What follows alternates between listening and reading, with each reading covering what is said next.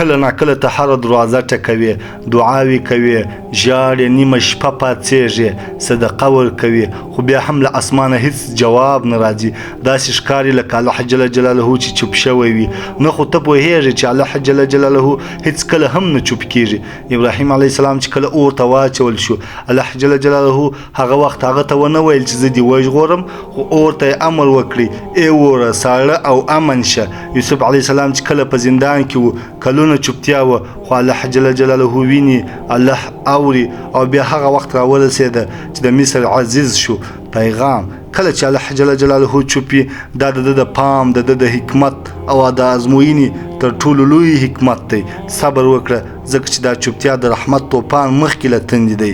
یا الله جل جلاله موږ د هغو بندګانو په شان صبر، یقین او امید راکړه چې تا یې له چوپتیا سره هم مینه درلوده. که تا هم دا ویډیو خوښه کړه، لایک یې کړه او شریکه یې کړه.